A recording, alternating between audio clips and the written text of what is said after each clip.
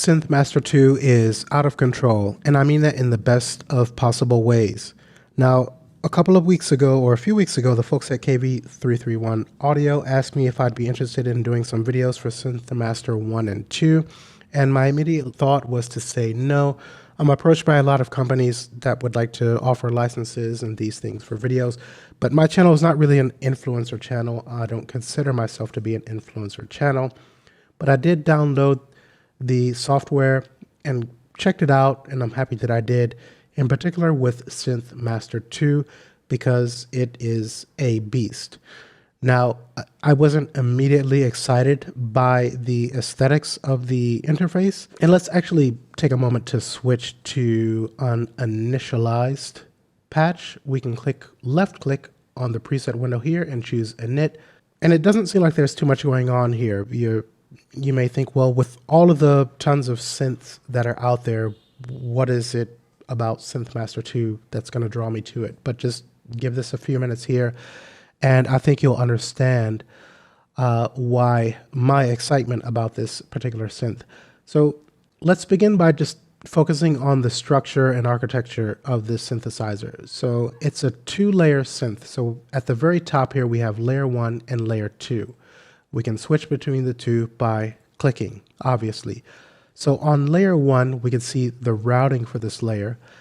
As far as the oscillators, our filters, and effects, we have an arpeggiator sequencer that we can access. We can click on the magnifying to expand that out and work more closely with that.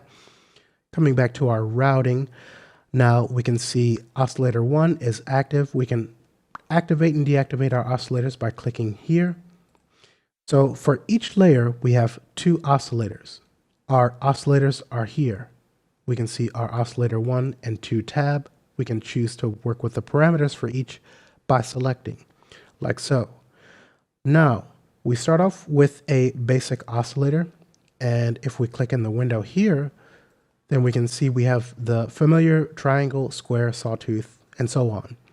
But we also have single cycle waveforms, and there's a ton that have been sampled from hardware like the Buchla, Moog, Mellotron, Oberheim, Prophet.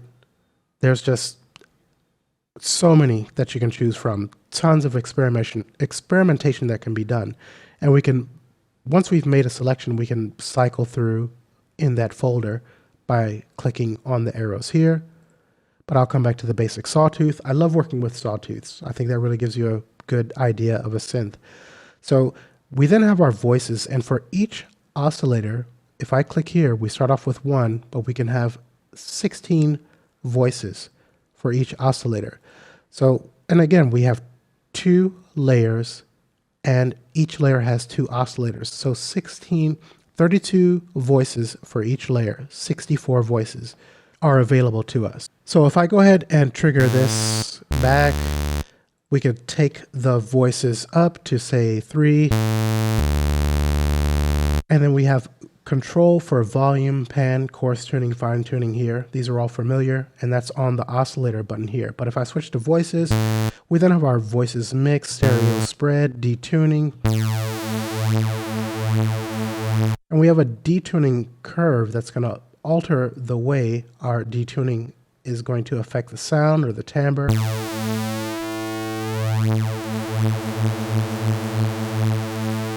Double clicking, we can take all of these parameters back to their default position. Now we also have pitch tracking that's available, our bass note and the amount. We have pitch drift, so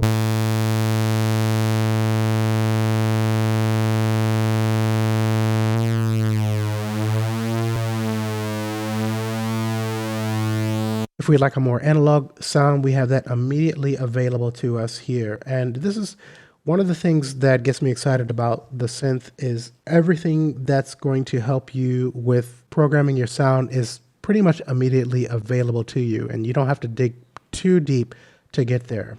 Now, not only that, we can also apply frequency modulation. Right now this is set to none, but we have 4 different modulators that we can make use of. We can access those by clicking here.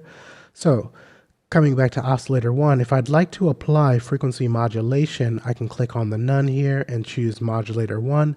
Let's come to modulator 1.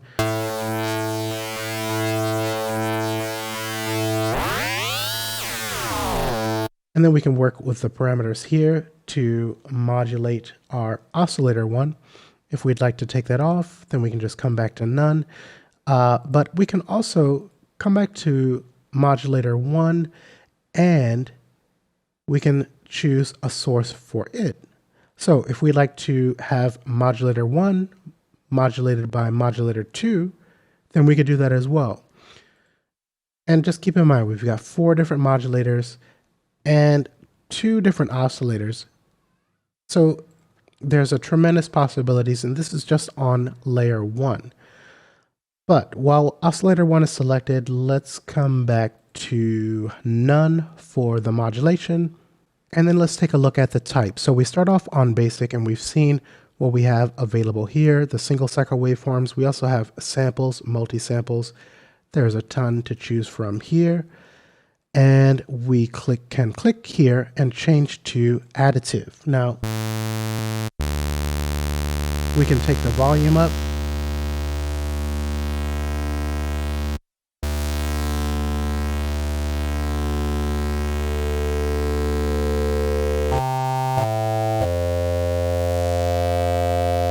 We can adjust panning.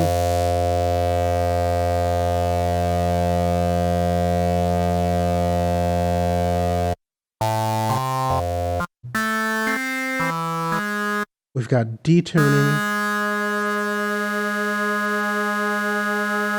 We've got frequency. We could choose different waveforms here. And we have algorithms that we can make use of.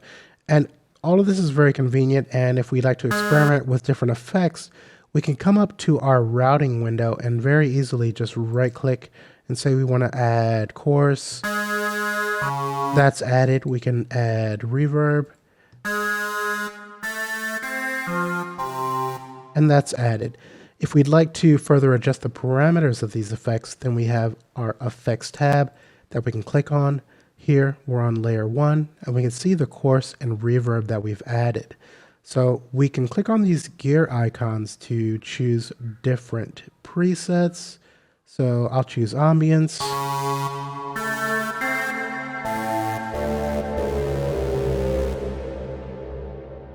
Okay, so here we can adjust all of the different parameters for the effects that we've chosen for layer 1. Now, if we were working with layer 2, we could select that here. We also have 2 different buses that we can route our layers to.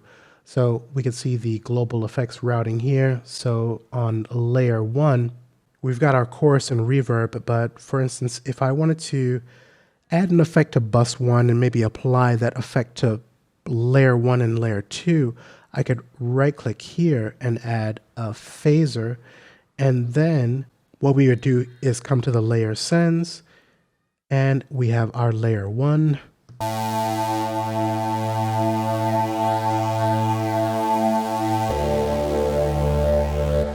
Let's view our bus 1, our phaser.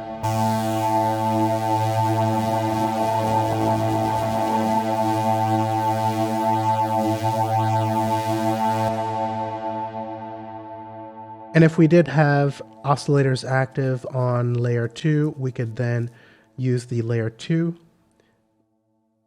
control here to send those oscillators to the phaser effect as well.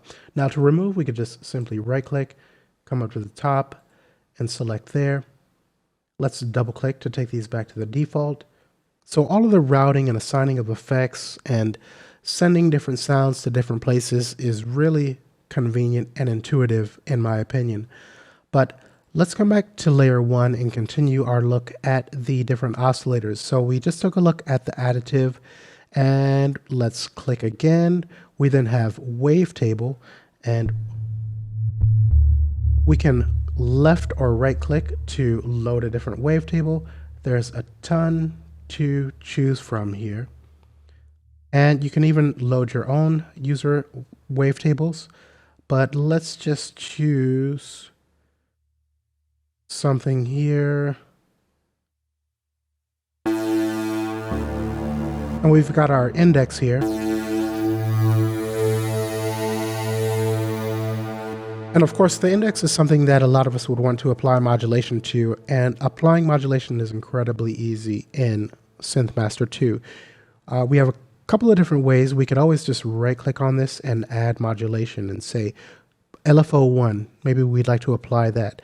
And notice the window here is going to change from our ADSR1 to LFO1 as soon as we make that assignment.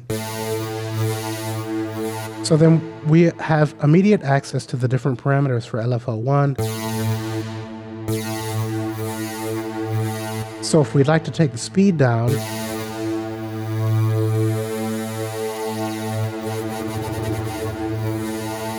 or the volume, the phase, we could even change the waveform type for our LFO. Again, there's a ton to choose from, a ton of flexibility. So once we've made that assignment, our modulation matrix to the right can show all of our assignments, and they can show them globally or they can show them by modulation source. So clicking on these different sources here, this is going to update to show the assignments that have been made. In this instance, our LFO1 was assigned to our wave index, and then we can adjust the parameters here. We can change the curve. And while we're talking about the modulation sources here, this may seem basic and okay, we've got one ADSR envelope, one multi-stage envelope generator, one LFO, one sequencer, etc. But no, the interface for Synthmaster 2 somewhat hides its depth.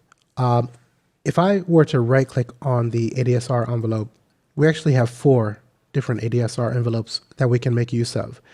The multi-stage envelope generator, if I right-click, we've got 4. The LFO, we've got 4. The sequencer, we've got 4. Keyscaler, etc. 2D envelope. So it's incredibly deep once you begin to understand and explore the different features and parameters and understand the architecture and interface. And again, this is just for layer 1. We still have the second layer where we can use the other 2 oscillators, the other 4 modulators, and the other 4 ADSR envelopes, multi-stage envelope generators, and the other 4 LFOs, and so on. Now coming back to layer 1, let's take a look at the filters. And these, let's play this back.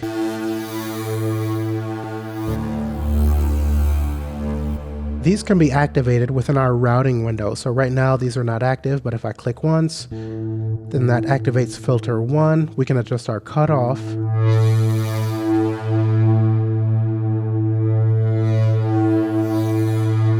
And again, we could right click and add modulation very easily. Let's assign this to LFO1 as well. Okay, and we can choose the algorithm for the filter by clicking here. Right now we're on state variable filter, but we can choose digital, virtual analog, ladder, and so on. Okay, and if you notice here, we have low pass, high pass, band pass, and so on. This is going to update depending on the type of algorithm that we've chose. So if I were to choose ladder, that's going to update diode, virtual analog, then we're going to have different options for each of these algorithms. So again, another level of functionality and options that we have to make use of. We have non-linearities and boost, and then at the bottom we have our cutoff, resonance, gain, key tracking, slope, pre-gain, drive, distortion. So a ton of different options for our filters, and the filters sound great. We can even come here and make some adjustments to the way our filter functions. Now coming down to the bottom right hand corner, we can choose which layers are active here. So we could see, let's take the cutoff back up a bit. We could see layer 1 is active. If I were to click here, we turn that off, we have no audio. We have volume control for this specific layer. If we'd like to activate layer 2, we can click here. We have our master volume control and master tuning. And we even have a boost.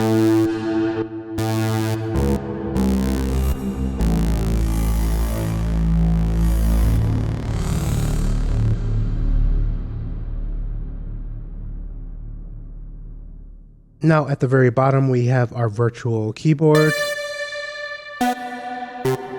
We could use to sample our sounds. We have a velocity curve that we can make use of.